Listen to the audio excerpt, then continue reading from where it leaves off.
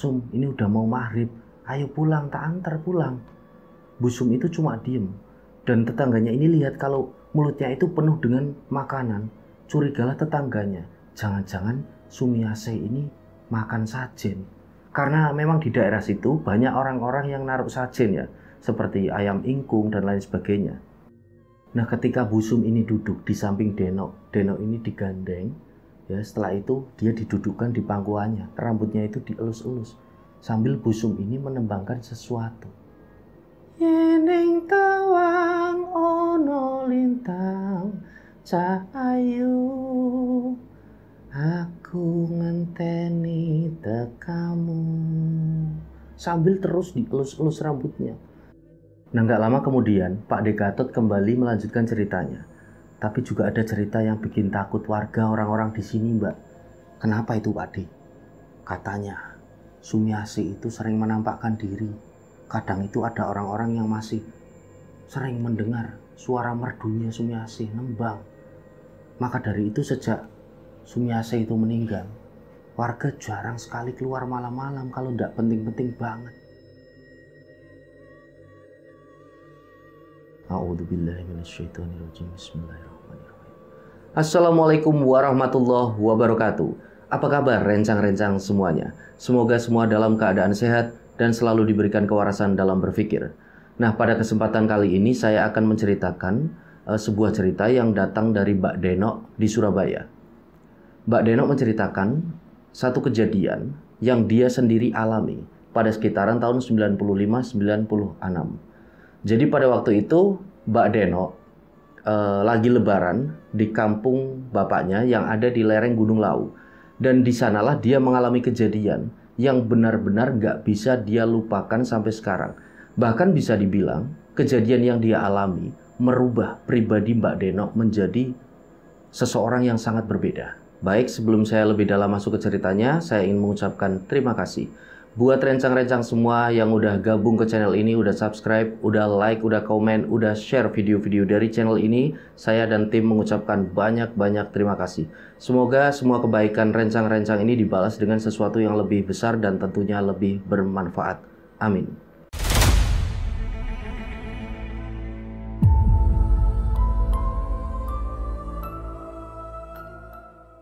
Baik, saya mulai ceritanya. Berawal dari Denok.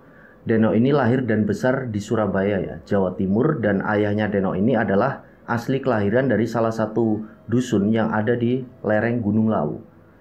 Nah, jadi dalam cerita ini saya tidak akan menyebutkan nama desanya maupun nama dusunnya. Nah, cerita ini pernah terjadi pada sekitaran tahun 95-96. Pada waktu itu Denok ini masih duduk di bangku kelas 4 SD.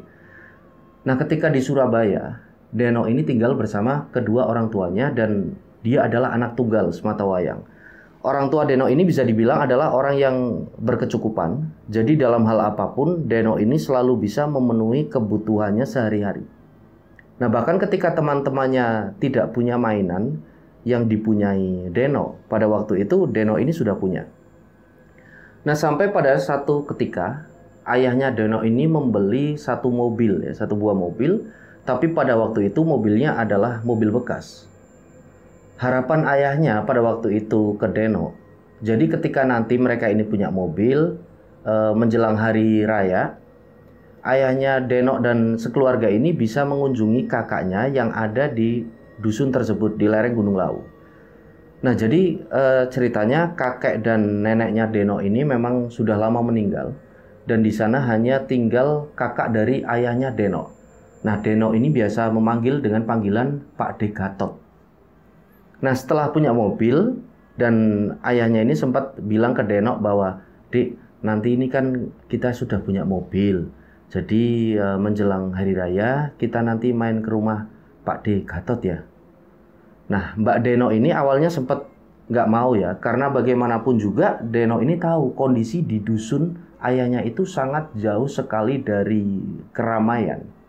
Apalagi di sana kan nggak ada fasilitas apapun.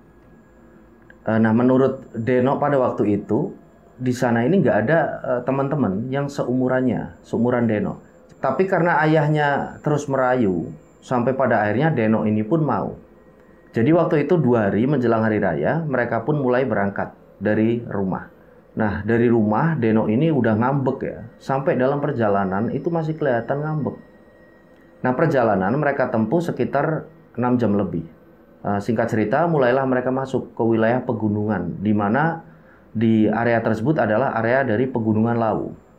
Nah, ketika mereka mulai masuk desa, mereka masuk ke sebuah gapura kecil dan jalanan udah kelihatan rusak. Nah, gapura itu menuju ke dusun ayahnya, tapi masih agak jauh. Dan ketika mendekati satu balai desa, di sana ada tanah lapang kecil dan mobil mereka diparkir di sana dan mereka harus jalan menuju ke rumah Pak D-nya. Nah, di dalam perjalanan itu Deno udah mulai agak enakan suasana hatinya, udah mulai nyaman lah, karena dia melihat pemandangan yang bisa dibilang sangat indah ya, banyak sekali pepohonan yang rindang. Nah, begitu mereka jalan melewati jalan setapak yang kelihatan sangat rusak. Beberapa kali mereka itu melewati rumah-rumah penduduk. Jadi jarak antara satu rumah dengan rumah yang lain itu memang agak berjauhan, khas pedesaan di pegunungan. Nah, begitu mereka melewati satu rumah di sana, ada satu rumah yang terbuat dari bambu dan kayu. Di sana ada seorang ibu-ibu yang dilihat oleh Deno. Deno ini masih ingat betul wajah dari ibu-ibu itu. Nah, terlihat sekali kalau wajah ibu-ibu itu seperti, mohon maaf ya, agak kurang waras atau mengalami gangguan jiwa. Jadi posisi ibu itu duduk bersila, sambil ketika Deno dan keluarga ini datang, sosok ibu-ibu itu seperti terlihat sumringah karena melihat kehadiran Deno. Dan tiba-tiba ketika Deno ini semakin dekat, karena mau nggak mau kan mereka harus melewati rumah ibu tersebut. Nah, ibu-ibu ini akhirnya turun dari duduknya karena kebetulan dia lagi duduk di atas sebuah dipan kayu. Dan semakin senyum ke arahnya Deno, mendekati Deno, dan pada waktu itu Deno jelas takut. Nah, jadi di waktu Deno kelas 4 SD itu wajahnya memang terlihat cabi ya, pipinya itu cempluk dan sangat cantik sekali. Nah, Deno ini sendiri nggak tahu kenapa ibu-ibu itu tiba-tiba menghampirinya. Dan pada waktu itu Deno langsung bilang ke ibunya, "Bu, itu siapa? Bu, itu siapa?" "Nggak apa-apa, itu Bu Sum. Disapa aja, disapa Dek, disapa." Nah, sosok Bu Sum menghampiri Deno dengan wajah yang agak aneh. Pokoknya dengan wajah yang kelihatan tersenyum, agak keheranan. Mendekati Deno terus. Nah, ketika dekat, ibu ini pun mendekatkan tangannya. Nah, Deno pun disuruh salim oleh ibunya. "Coba cium tangannya, nggak apa-apa Dik." Deno pun langsung mencium tangan Bu Sum. Setelahnya Bu Sum ini tertawa, terbahak-bahak. Nah, setelah itu Deno digendong sama ayahnya. Jalan mereka menuju ke rumahnya Pak D Gatot. Nah, sambil jalan Deno ini ngeliatin ya ke arah Bu Sum. Bu Sum itu terlihat memandang terus ke arahnya Deno sambil melambaikan tangannya. Nah, di situ Deno ini sempat nanya sama ayahnya, ya, itu siapa sih ya? Itu siapa?" "Oh, itu Bu Sum. Dia itu mengalami gangguan jiwa, Dik. Nggak apa-apa, nggak jahat kok. Itu temannya Pak D waktu sekolah. Nanti kamu tanya sendiri sama Pak D." Nah, singkat cerita, mereka sampai di rumahnya Pak D-nya Deno. Deno pun mengucapkan salam dan salim seperti biasa. Mereka ramah tamah dan ngobrol-ngobrol. Nah, pada saat setelah ngobrol itu, mereka pun makan. Setelah makan, mereka duduk-duduk di depan rumah. Nah, pada waktu itu Deno ini nggak tahu apa yang harus dilakukan karena nggak ada permainan apapun di sana. Apalagi Pak D dan Budenya Deno ini anak-anaknya sudah besar semua dan nggak tinggal di sana ya. Tapi mereka itu sudah bekerja, semuanya di luar kota. Nah, ketika Deno ada di depan rumah, tiba-tiba sosok Bu Sum datang lagi. Dia datang memakai baju kebaya, memakai sewek atau jarit, terlihat seperti layaknya seorang sinden. Rambutnya terurai, panjang. Nah, begitu datang, dia jalan pelan-pelan. Dari kejauhan itu sudah memandang ke arah Deno ini dengan senyum. Nah, begitu mau dekat, Pak D-nya Deno langsung bilang, "Ada apa Sum? Kok kesini?" Nah, si bapaknya Deno ini bilang, "Ini mau ketemu sama Deno, Mas. Tadi itu dari tadi kayaknya seneng sama Deno." Nah, karena Pak D-nya ini tahu Bu Sum seperti apa, akhirnya Pak D-nya ini sempat bilang sama Bu Sum, "Sum, kamu pulang dulu ya. Nanti ini Deno jadi takut." sana kamu pulang dulu, besok aja kesini lagi. Ya, Denoknya capek mau istirahat. Akhirnya Busum ini agak kecewa, jadi tangannya seperti ini. Dan dia langsung pergi dari situ. Kemudian Pak D-nya Denok ini bercerita, jadi Busum ini adalah nama lengkapnya adalah Sumiasih. Dulunya adalah seorang sinden dan seorang penari yang bisa dikatakan cukup terkenal di dusun tersebut. Nah, pada saat itu Busum menikah dengan seorang laki-laki dan rumah tangganya berjalan lancar seperti layaknya rumah tangga pada umumnya. Tapi di sekitar usia 8 tahun pernikahan mereka belum juga dikaruniai keturunan. Sampai pada akhirnya tetangga-tetangga atau warga yang ada di sekitar sana kan nggak curiga sebenarnya sama sekali dengan rumah tangga mereka yang mengalami pertengkaran. Karena orang-orang melihat keluarga Busum ini baik-baik saja dan nggak pernah ada masalah. Tapi ketika menginjak usia 8 tahun pernikahan, tiba-tiba suami Busum ini pergi, nggak tahu kemana. Nah dari situlah warga ini mulai curiga. Ini suami Sumiasih kok nggak pernah kelihatan. Dan ketika orang-orang ini sempat tanya ke kedua orang tuanya Busum, ternyata orang tuanya bilang kalau suaminya ini pergi nggak tahu kemana. Dari sejak itulah Busum ini lebih sering murung. Dia nggak mau lagi ikut tanggapan atau nggak mau lagi nyinden di tempat lain. Beliau itu lebih sering berdiam diri di rumah. Dan sekali waktu beliau duduk di depan sambil menembangkan sesuatu, tebang-tebang Jawa. Nah ketika itulah orang-orang sudah menganggap Busum ini seperti sangat tertekan, jiwanya sangat tertekan ya. Nah ketika suaminya ini pergi sampai sekitar hampir 2 tahun, pokoknya setelah 2 tahun suaminya pergi, warga ini baru tahu kalau ternyata suaminya Busum itu sudah menikah lagi dengan sepupunya Busum.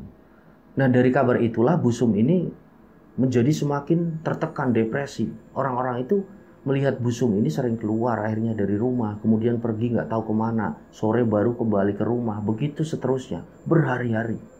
Kadang-kadang juga ada warga kampung yang menemui Busum di pinggir jalan, atau kadang juga ada orang yang nyari kayu bakar di hutan ya, di lereng Gunung Lawu itu sering menemui Busum sendirian di tengah hutan. Dan kadang-kadang ketika ada orang atau tetangganya yang bertemu Busum di tengah hutan, mereka itu langsung ngajak pulang. Jadi warga kampung ini semakin tahu kalau Busum mengalami tekanan yang sangat berat sekali dalam hidupnya ketika tahu bahwa suaminya itu ternyata selingkuh dengan sepupunya sendiri. Nah pada suatu hari siang itu seperti biasa Busum keluar dari rumah menuju ke hutan. Sempat ketemu dengan beberapa orang, ditanya mau kemana Sum. Nah Busum ini nggak ngejawab apapun, tapi cuma nunjuk ke arah hutan. Nah ternyata di sore hari itu ada orang yang baru pulang nyari pakan untuk ternaknya. Ini sempat ditanya sama orang-orang karena kedua orang tuanya Busum itu mencari Busum. Karena biasanya sebelum maghrib Busum ini sudah pulang ya ke rumah, tapi pada waktu itu menjelang maghrib Busum ini belum juga kelihatan, belum pulang. Nah ceritalah orang ini bahwa ketika dia itu lagi cari pakan ternak dan mau pulang, dia ketemu Busum lagi duduk di bawah pohon. Sum, ini udah mau maghrib, ayo pulang, tak antar pulang. Busum itu cuma diem. Dan tetangganya ini lihat kalau mulutnya itu penuh dengan makanan. Curigalah tetangganya, jangan-jangan Sumiasih ini makan sajen. Karena memang di daerah situ banyak orang-orang yang naruh sajen ya, seperti ayam ingkung dan lain sebagainya. Dan waktu itu si tetangga ini langsung bilang, itu apa yang kamu makan Sum? Dikeluarin, jangan dimakan. Ayo dikeluarin Sum, pamali. Nah saat itu Busum ini cuma geleng-geleng kepala, seperti nggak mau, dan akhirnya dia pun lari ke tengah hutan. Nah dari situlah tetangga ini langsung turun pulang ke rumah dan ketemu dengan orang tuanya Sumiasih ini. Nah dari situlah ada beberapa saran dari orang-orang, Pak jangan dicari sekarang, ini sudah mau gelap. Kalau memang mau mencari sekarang, ya semua warga dipanggil supaya bawa penerangan, nggak bisa sampean itu mau cari sendirian. Apalagi sampean ini sudah tua. Akhirnya dipanggillah beberapa warga, diceritakan bahwa Sumiasih ini terlihat di tengah hutan. Nah orang-orang pun langsung membawa obor dan membawa lampu penerangan seadanya. Karena waktu itu memang jarang sekali ada yang punya senter. Nah masuklah mereka menuju ke hutan. Jadi banyak sekali ya bapak-bapak dan laki-laki yang masuk ke area hutan Gunung Lawu mencari Sumiasih ini. Pada waktu itu orang-orang ini langsung menuju ke satu pohon, di mana di sana terakhir kali tadi tetangganya melihat Sumiasih duduk di situ. Nah, sesampainya di pohon tersebut, terlihat sajen itu sudah berantakan. Ayam yang ada di situ, ayam ingkung, udah kelihatan termakan setengah ya, separuh. Nah, singkat cerita, sampai jam 8 malam pun Sumiasih belum ditemukan. Akhirnya ada salah satu warga yang berinisiatif, "Pak, kita sudahi aja, gampang besok lagi. Kalau malam-malam gini susah nyarinya, apalagi penerangan kita semua kan seadanya." Akhirnya mereka pun pulang ya, kembali lagi ke desa. Baru keesokan harinya mereka masuk ke dalam hutan lagi buat nyari Sumiasih. Dicari dan sampai akhirnya pada siang itu ketemu. Mereka ini menemukan Sumiasih lagi ada di suatu pohon besar. Posisinya itu seperti meringkuk ketakutan dan kedinginan. Dia itu terus melihat ke atas. Akhirnya kan bapaknya bilang, "Sum, ayo pulang Sum, pulang." Udah pulang. Dirayu-rayu juga sama warga. Nah, akhirnya Sumiasih ini mau pulang. Setelah kejadian itulah warga merasa kalau Sumiasih ini jiwanya semakin terganggu. Jadi aktivitas Busum sehari-hari ini hanya keluar rumah. Setelah itu ya, duduk-duduk di depan rumah. Kadang-kadang beberapa warga juga masih banyak yang melihat Busum menembangkan sesuatu di depan rumahnya. Nah, warga ini juga merasa Sumiasih ini sayang sekali ya, suaranya enak. Tapi hanya gara-gara laki-lakinya itu selingkuh sama sepupunya, dia jadi kayak gitu. Jadi banyak anggapan warga itu nggak merasa bahwa Sumiasih mengalami gangguan jiwa karena makan sajen. Jarang sekali orang yang berpikiran demikian. Mereka lebih kepada kesimpulan bahwa Sumiasih mengalami gangguan jiwa karena ditinggal selingkuh oleh suaminya sendiri. Nah, tapi nggak tahu kenapa setelah kejadian Bu Sumiasih ini makan sajen di hutan Gunung Lawu itu, Busum semakin kelihatan tingkat kurang warasnya itu semakin menjadi-jadi. Ya, jadi kalau ada orang yang lewat di depan rumahnya, matanya itu menatap dengan sangat tajam. Beberapa kali juga marah-marah. Padahal sebelum-sebelumnya tetangganya ini nggak pernah mengalami hal seperti itu. Busum itu meskipun udah nggak waras, tapi dia itu anteng ya, dia cuma diem, nggak pernah nakal sama orang-orang, nggak pernah jahat. Tapi ini kok berubah, dia menjadi kalau ada orang yang lewat pokoknya ditatap ya. Kadang juga dia melempar batu, pokoknya udah nggak ramah lagi seperti dulu.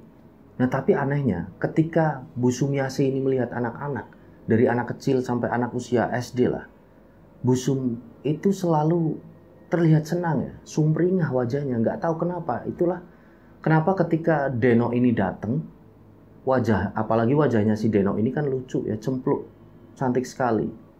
Busum terlihat sangat senang ketika Deno ini berkunjung ke rumah Pak D-nya. Nah, sejak saat itulah ketika Pak D-nya ini cerita, mereka ini jadi tahu bahwa ternyata Busum seperti itu sejarahnya. Dulunya adalah seorang sinden dan seorang penari, bahkan suaranya itu sangat merdu sekali. Bahkan ketika Busum ini mengalami gangguan jiwa, tidak sama sekali mempengaruhi suaranya yang merdu itu. Ya, pokoknya beberapa warga ini sering menemui Busum ketika malam hari atau bahkan sore hari. Beliau itu duduk di depan rumah ya, sambil duduk menyerupai sinden, kakinya dilipat di belakang dan sambil memandangi pemandangan di depan rumahnya itu, Busum ini nembang, tembang-tembang Jawa. Nah, orang-orang yang lewat di depan Busum, yang mendengar Busum ini nembang, ada yang senang, tapi ada juga yang merasa merinding. Karena mereka tahu Busum ini sudah mengalami gangguan jiwa. Dan ketika Busum ini nembang, nggak seperti biasanya. Setelah kejadian dia makan sajen, dia nembang sambil matanya melototin orang yang lewat. Nah, pada saat itu Pak D Gatot baru pulang nih. Nggak tahu dari mana, pokoknya setelah maghrib. Dia berjalan kaki menuju rumahnya, kan otomatis melewati rumah dari Busum. Nah, karena Pak D Gatot dan Busum ini temenan sekolah dulu, jadi Pak D Gatot ini ketika lewat di depan rumah Busum dan melihat Busum, pasti selalu menyapa dan juga sebaliknya. Tapi semenjak Busum ini mengalami gangguan kejiwaan, ia tidak peduli siapapun yang lewat. Busum ini selalu sinis waktu itu. Nah, ketika Pak D Gatot ini lewat, seperti biasa melihat Busum duduk di depan rumahnya sambil menembangkan lagu Jawa, Pak De Gatot ini kan langsung menyapa, "Sum, kok belum tidur?" Nah, seketika itu juga Bu Sum ini cuma diem, langsung melihat ke arah Pak De Gatot ya, dengan tatapan yang tajam, melotot dia. Otomatis Pak De Gatot ini pun agak agak nggak nyaman dengan pandangan Bu Sum. Akhirnya dia pun berjalan pulang menuju ke rumahnya sambil cuma dia ngebatin, "Sum, Sum, ya Allah mesake temen ya kowe saiki." Nah, kejadian seperti itu pun terus berulang dialami oleh Pak De Gatot hampir setiap harinya. Nah, ketika Pak De Gatot selesai cerita hal tersebut ke Denok dan kedua orang tuanya, sore itu Bu Sum ini datang. Dia datang dengan wajah yang terlihat gembira. Nah, wajah sumringah seperti itu jarang sekali terlihat oleh warga. Karena setiap kali warga lewat di depan Bu Sum, dia itu selalu menatap dengan tatapan tajam dan sinis. Tapi pada waktu itu Pak De Gatot sendiri juga kaget dan heran. Kenapa Bu Sum ini kok melihat anak kecil selalu sumringah ya? Nah, dari situlah Pak De Gatot ini tidak menghalangi sama sekali. Karena Pak De Gatot juga senang dengan kehadiran Bu Sumiasih dengan wajah yang sumringah seperti itu. Jadi Bu Sum ini datang dengan wajah yang senang langsung menuju dan menghampiri Denok. Awalnya Denok ini takut, tapi karena ayahnya dan juga Pak De Gatot ada di sana, Pak De Gatot ini bilang, "Nggak apa-apa Nok.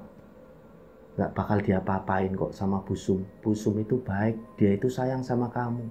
Nah, ketika Bu Sum ini duduk di samping Denok, Denok ini digandeng. Ya, setelah itu dia didudukkan di pangkuannya, rambutnya itu dielus-elus. Sambil Bu Sum ini menembangkan sesuatu.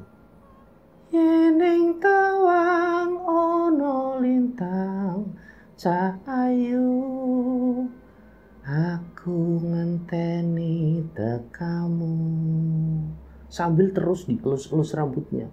Sampai Denok ini sama sekali nggak menganggap Bu Sum ini adalah orang dengan gangguan jiwa. Karena begitu Bu Sum ini nembang, Denok ini ngerasa nyaman sekali. Dan orang-orang yang ada di sekitar situ, termasuk kedua orang tuanya Denok ini merasakan nyaman. Jadi mereka semua menikmati betul suasana sore itu. Dan setelah itu Pak De Gatot ini bilang ya sama Bu Sum, "Sum udah makan belum? Ayo makan dulu." Tapi Bu Sum ini cuma diem. Dia masih terus memandangi Denok dengan senyum. Nah, sesekali Bu Sum ini mencubit pipinya Denok ya yang cempluk. Tapi Denok ini cuma diem. Dan gak lama kemudian Bu Sum ini tiba-tiba pergi tanpa pamit, tanpa apapun. Tiba-tiba pergi dan menjauh, mungkin pulang ke rumahnya. Nah, beberapa hari setelah itu Denok ini pun pulang kembali lagi ke Surabaya setelah Idul Fitri itu. Mereka pulang dan ketika di jalan ketemu Bu Sum, ya mau pulang. Bu Sum itu seolah-olah gak rela ketika Denok ini mau pulang. Jadi sempet ketika Denok ini mau masuk ke dalam mobil, Bu Sum ini ngikutin. Dia itu terduduk sambil kakinya itu digoyang-goyangin kayak anak kecil yang seperti kehilangan mainan, menangis seperti nggak rela, kakinya terus digerak-gerakan sambil menangis. Pokoknya seolah-olah nggak rela kalau Denok ini mau pulang.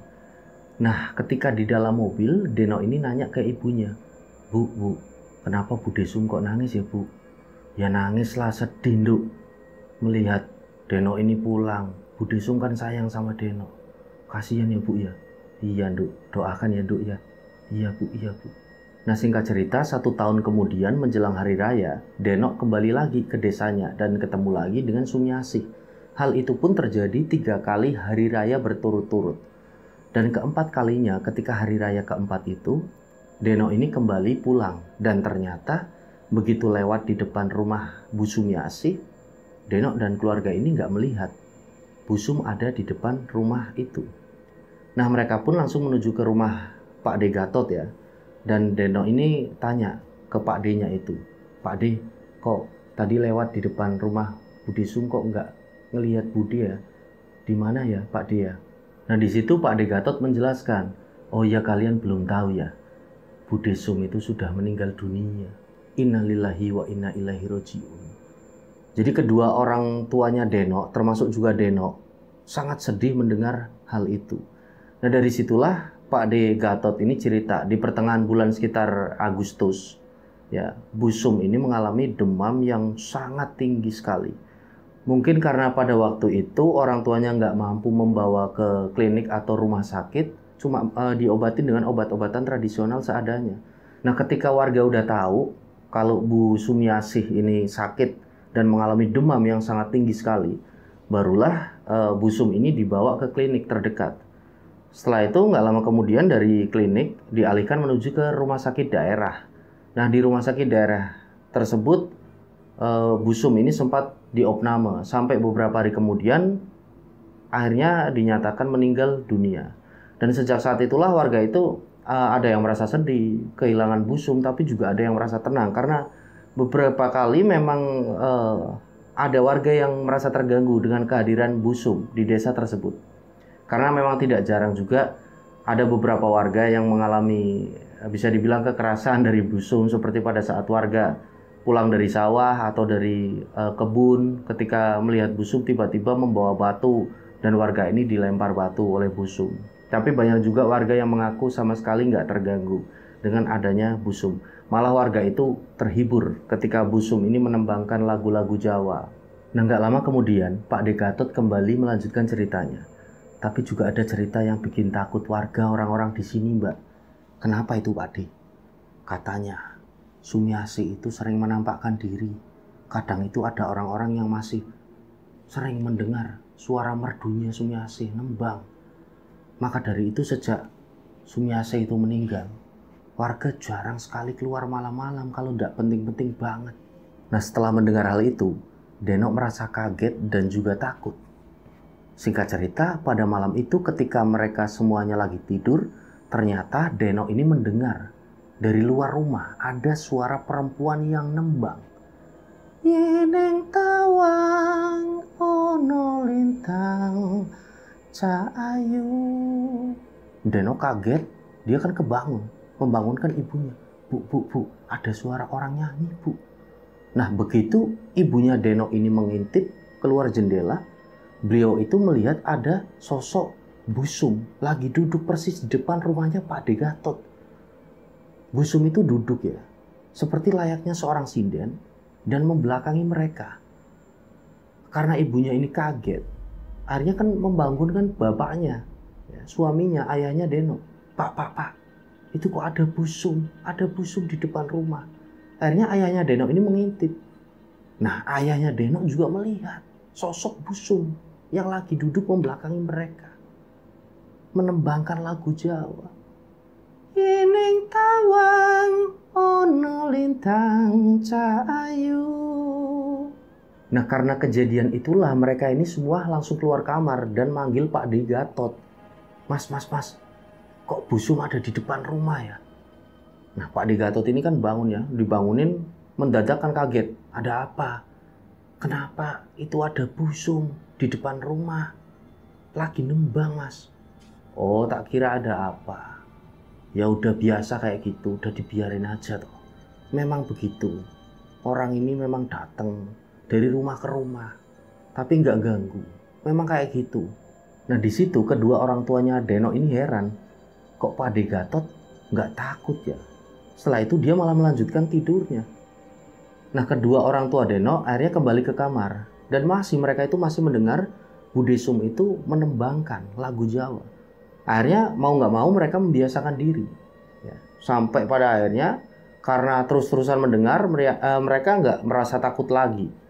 Mereka pun semuanya bisa tertidur, bahkan Denok pun bisa tertidur. Nah, singkat cerita keesokan harinya, waktu Denok ini tidur, dan pada waktu itu Denok ini merasa kalau kedua orang tuanya ini nggak ada di kamar, nggak tahu tidur di mana. Jadi begitu Denok ini membuka mata, Denok ini melihat ada sosok Bu Sum duduk di pojok kasur. Nah, begitu Denok ini duduk, Bu Sum menoleh ke arahnya sambil tersenyum.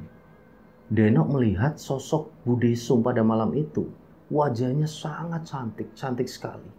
Nggak seperti awal ketika Denok bertemu Bu Sum yang dengan gangguan jiwa. Berbeda, pada malam itu sangat cantik. Wajahnya tersenyum.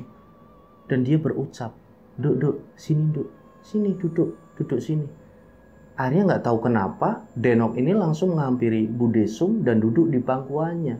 Setelah itu Bu Sum ini menembangkan sebuah lagu untuk Denok. Talelo lelo lelo ledeng. Sampai kemudian Denok ini sangat merasa nyaman. Akhirnya Deno tertidur di pangkuannya. Nah, singkat cerita, pagi harinya ketika Deno ini bangun, Deno langsung bercerita kepada kedua orang tuanya bahwa malam itu ada Budesum yang datang dan Deno di pangku Budesum dinyanyikan tembang-tembang Jawa sampai tertidur. Dah di situ orang tuanya nggak percaya karena kedua orang tua Deno ini mengaku bahwa Deno ini malam itu tidur bersama kedua orang tuanya di satu ranjang. Tapi pengakuan Deno ini dia tidur sendirian. Dan tiba-tiba ada Budesum datang, dia dinyanyikan tembang Jawa dan dia tertidur di pangkuannya. Nah, kejadian itu pun berlalu sampai kemudian beberapa hari setelah itu Deno ini pulang kembali ke Surabaya. Nah, sesampainya di Surabaya, Deno itu tiba-tiba punya keinginan untuk belajar nyinden. Dia pun bilang sama ayahnya, ya aku kok pengen belajar nyinden ya. Ayah setuju enggak? Awalnya ayahnya itu kaget kok tiba-tiba anaknya ngomong begitu. Kenapa nak? Iya Deno pengen jadi kayak Budesum, bisa nyinden, bisa nari. Nah ayahnya pun ya setuju aja ya.